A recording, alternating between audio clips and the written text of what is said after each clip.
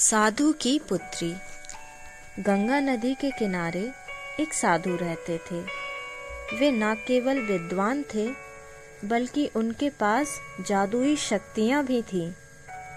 एक दिन वे ध्यान में मगन थे, तभी बाज की चोंच से छूटकर एक चूहिया उनके पास आ गिरी। उसकी छोटी सी पूंछ और काली चमकीली आंखें उन्हें बहुत अच्छी लगीं।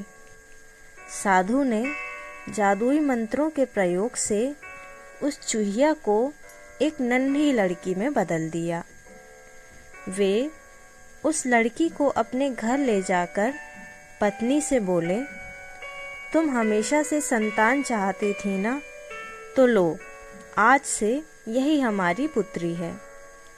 साधु की पत्नी अपनी पुत्री को देखकर बहुत प्रसन्न हुई और वे उसे एक राजकुमारी की तरह पालने लगी।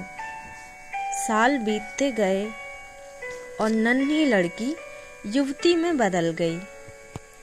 18 साल की होने के बाद साधु व उसकी पत्नी अपनी पुत्री के लिए वर तलाशने लगे।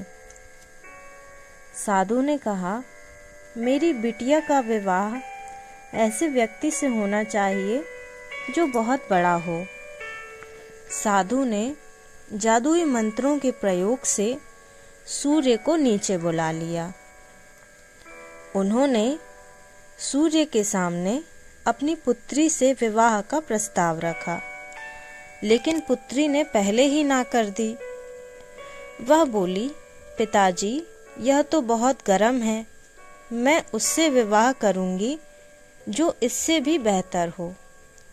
सूर्य ने कहा, बादलों के देवता से बड़ा कौन है? उनमें तो मेरी किरणों को भी रोकने की शक्ति है। साधु ने बादलों के देवता को बुलाया। इस बार फिर पुत्री ने यह कहकर मना कर दिया कि यह तो कितना बदसूरत है। बादल देवता ने सुझाव दिया कि पवन देवता आपकी पुत्री से विवाह के योग्य हैं। वे तो एक फूंक से मुझे उड़ा देते हैं। तब साधु ने पवन देव को बुलाया।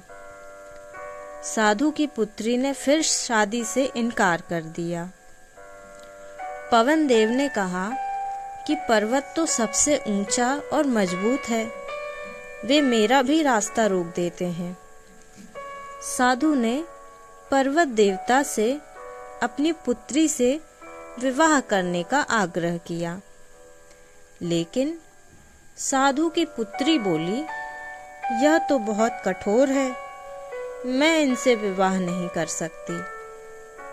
तब पर्वत देवता ने चूहे का नाम सुझाया और बोले, माना कि मैं सख्त, मजबूत और ऊंचा हूँ, लेकिन चूहे राजा मुझ में आसानी से बिल बना लेते हैं। साधु ने तुरंत जादू से चूहे को बुलाया।